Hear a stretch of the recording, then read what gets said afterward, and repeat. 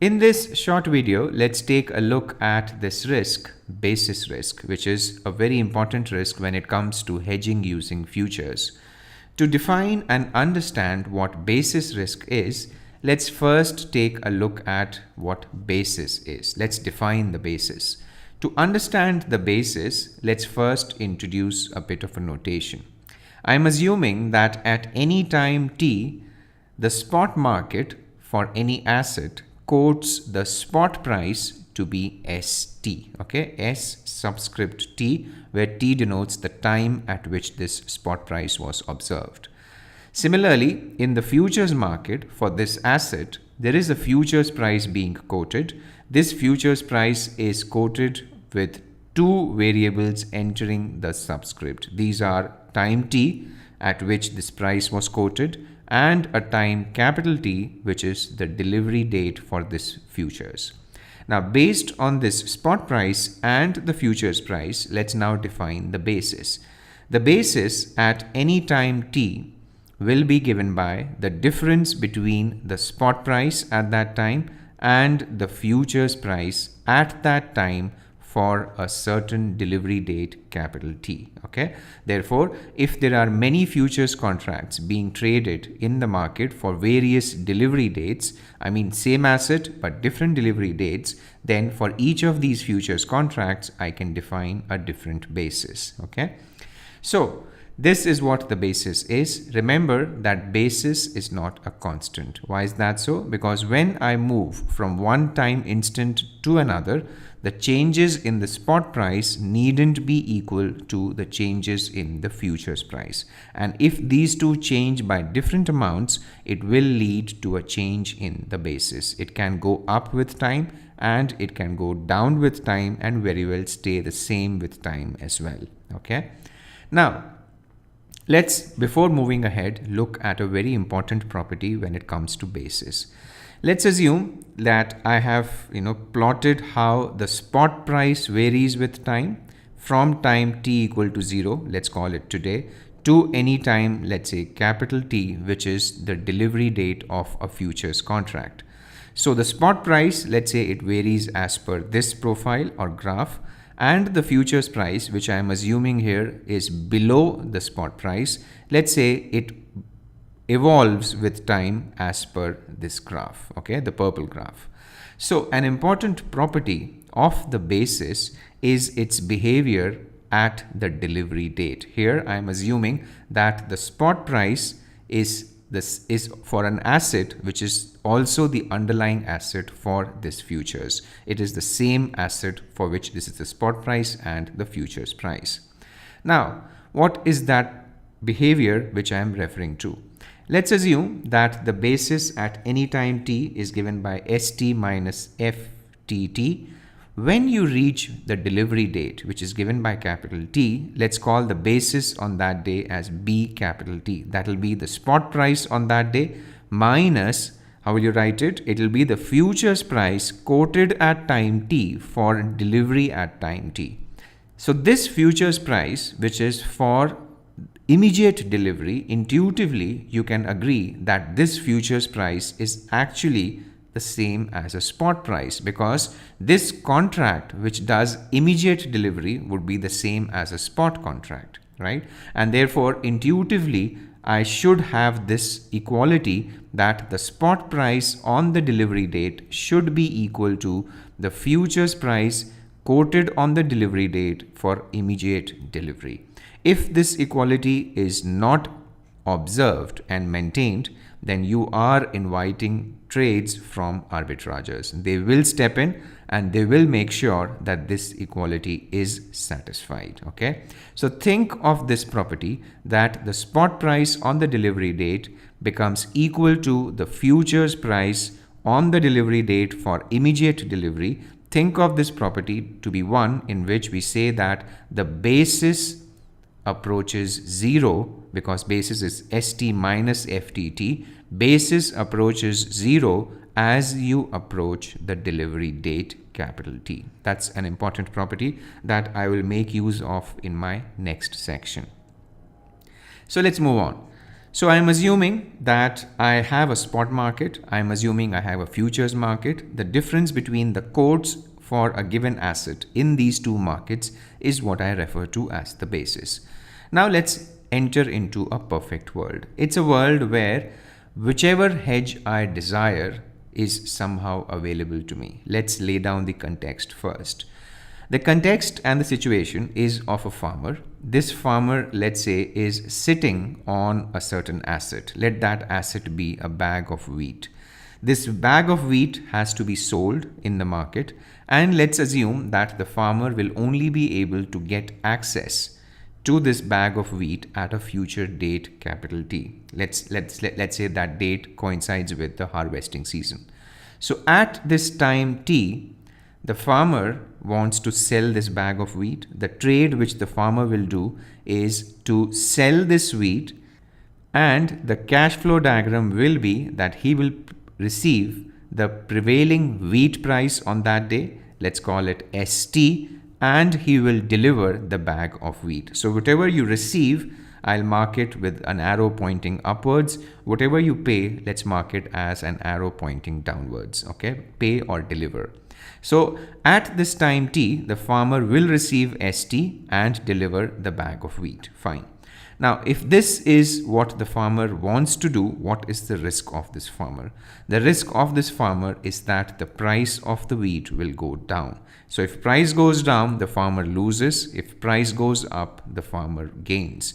This kind of an exposure to the future price of wheat is a long exposure. Okay. So the inherent or the core exposure of this farmer is long. And let's say the farmer wants to hedge away the uncertainty associated with this future price of wheat. So what does the farmer do? The farmer looks out for a hedge for this position. And since I said we are in a perfect world, in that perfect world, let's assume that a hedge is available in the futures market, and that futures hedge is for the same delivery date as the date on which this farmer intends to sell his bag of wheat.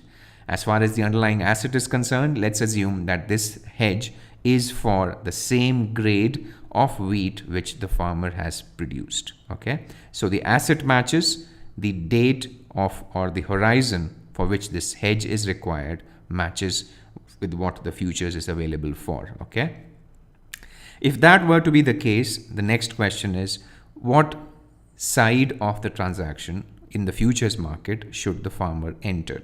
Should he enter as a long party or should he enter as the short party?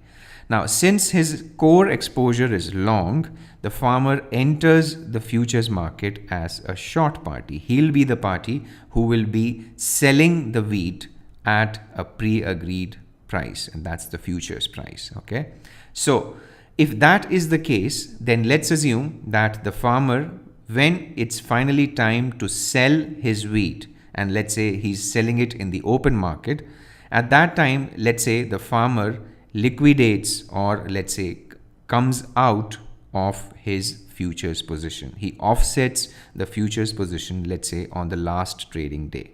When that happens, this is at time T, then the gain which the farmer as a short counterparty would have made by then is the initial futures price F0T, the price at which, let's say, he entered into this futures contract at time T equal to 0 for delivery at time T, that minus the futures price quoted at time T for immediate delivery again at time capital T. Okay, this will be his gain / loss in this short futures transaction.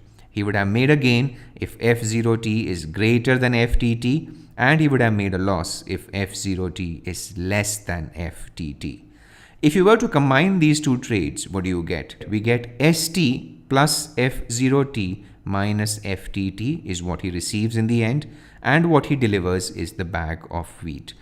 If I were to now use my convergence property, then it would tell me that the ST is equal to FTT, and therefore what the farmer has achieved in the end is that he has been able to lock in the price at which he finally sells his bag of wheat and that price is the futures price at which the farmer entered the short futures position. Okay, this was a perfect world. The farmer has now no uncertainty as far as his final P&L is concerned. Okay, he will be able to sell his bag of wheat at a pre-agreed locked in price F0T, and he is not sensitive at all to any random variable. In this case, he was sensitive to a random realization of the future wheat price at the time T. Okay. In the more real world, that perfect hedge will not be available. Remember, in that perfect hedge, the asset matched. The futures that were available were for the same grade of wheat as what the farmer was holding, number one. Number two, the timing matched. The futures were available for a delivery date, capital T, which coincided with the date on which the farmer wanted to liquidate his wheat position. He wanted to sell his bag of wheat. Now, in the real world, what the farmer intends to do is the same. He wants to sell off his bag of wheat, and he will be able to sell it off at a price ST. Now, since it's an imperfect world, what does the farmer do? He goes out and looks for a hedge. He looks out in the futures market, and let's say he's able to find futures which are being traded on wheat. But two things happen. Firstly, the grade of wheat which these futures trade on might not be the same as the grade of wheat which he wants to sell. There is a difference in the underlying asset, number one. Number two, futures will not be available for your desired delivery date. As a guideline, what the farmer should do is that he should follow two principles or rules of thumb. The first one is that he should purchase futures on that underlying asset which is highly correlated with the asset that he has exposure to. That means that particular grade of wheat that he has produced. Okay, that's number one. That's as far as picking the right underlying asset is concerned. Number two, he should look out for the futures maturity or futures delivery date, which is the next available maturity or delivery date after the T at which he has to sell his wheat. Okay, so the third guideline, which is actually related to the picking of the right maturity, is that the farmer should avoid picking futures whose delivery month is the same month as the month in which this T falls. The reason is that if this T were to fall in the delivery month that he's chosen, then you will be expecting, the farmer will be expecting wild fluctuations in the futures price in its delivery month. So it's best that he picks a delivery month which is, let's say, after the delivery month of the T in his spot transaction. Okay, let's say the farmer has used these two guidelines and he has picked a certain futures. Let that futures have a delivery date of TF. Okay, now when the date T arrives, the farmer goes ahead and sells his bag of wheat. He receives ST, delivers the bag of wheat, and then he checks how much gains or loss has he made on his futures transaction. The futures transaction was still a short transaction. Nothing has changed on that front, but the trade on this futures was closed out much before the final delivery date. It was closed out, let's say, on date T. The farmer closes this trade out by entering into an offsetting futures position. That means entering into a long futures. And the reason he does this is because his core economic exposure has now vanished. The bag of wheat has already been sold. The ST has already been realized. And if he sits on this futures position right till its delivery date of TF, then that's like speculation. It's not like hedging. Okay. Therefore, the farmer closes out this position at time T, and at that time, therefore, he makes a gain/loss, which is F0TF, the futures price at which he entered that trade, minus FT, which means the futures price for delivery at TF that was prevailing at time T. If I were to aggregate these two cash flow diagrams together, I'll get the net as he receives ST plus F0TF minus ft comma tf. Okay, take a look at these two terms. It's the spot price minus the futures price. You can call the combination of these two terms to be equal to the basis prevailing at time t. Since we have a mismatch, this basis at time t will not be moving or approaching to 0. Okay. So what has the farmer achieved? The farmer has been able to sell his bag of wheat at a price which was F0TF, the price at which he entered the futures transaction, plus BT. Now this is a basis that we defined, and this basis is not known to you until you reach this date capital T. Till then, it's a random variable. What has this hedge achieved? This hedge has helped the farmer move away from the randomness of ST. Prior to this hedge being placed, he was exposed to fluctuations in ST to fluctuations now in BT. Okay, so the farmer is able to now move to achieving or realizing a price for his bag of wheat, which is a certain portion of it is fixed, and that's F0TF, portion of it is random, BT. I think it's a better situation than what the farmer originally was. Okay, now what is the risk? The risk in this case is that the final price that the farmer is able to realize goes down. When will it go down? If the basis BT goes down. Okay, if the basis goes down, the farmer loses money, because F0TF plus the basis is what the farmer is finally able to realize. Okay, so if you lose or if you are hurt, if a variable moves down, it means that you are long that variable. You have a long exposure to that variable. So in rules of thumb, I have summarized this situation here. The core or the original exposure of the farmer was long.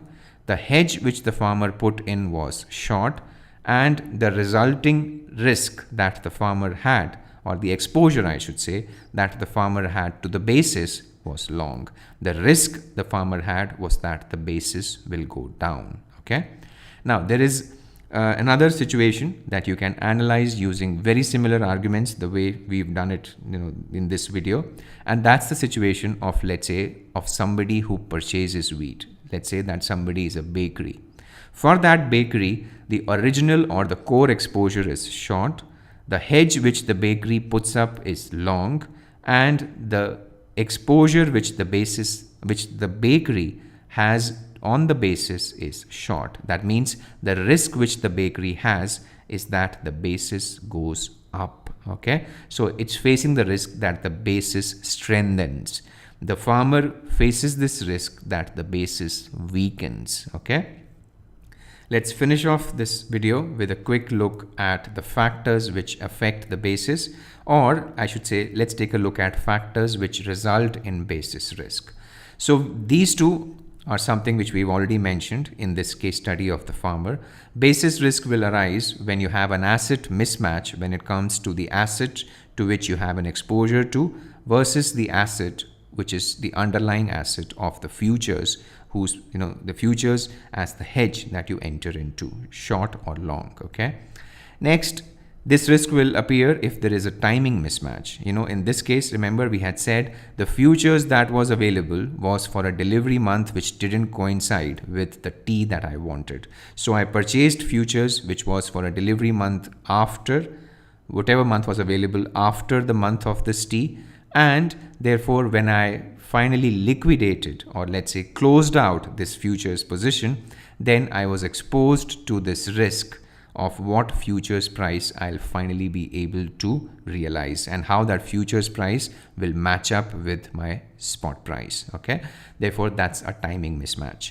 Then when it comes to commodities, there are other factors as well which affect the final realized futures price, and these are related to the grade or the quality which the short party in the futures contract chooses. Based on the grade or quality chosen, the exchange adjusts the final futures price, and the location. So if the short party chooses a certain location, the exchange will adjust the final price which the long party pays to the short party. So there will be some adjustment which is based on the grade / the location, and hence that will affect the final BT to which we have a risk to.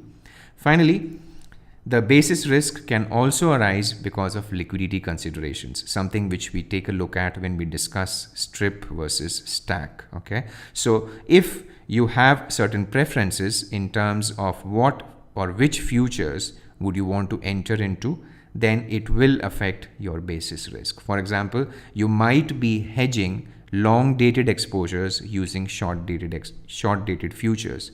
Reason being that short dated futures are more liquid, and therefore the bid ask quotes of these short dated futures are narrower, okay, or tighter, and therefore you would want to get into short dated futures to hedge those long dated exposures, but then you are creating basis risk if you do that. Okay, so this was a short video to understand what the basis is, situations where basis risk arises, and the direction or the exposure which various parties in various contexts have on the basis.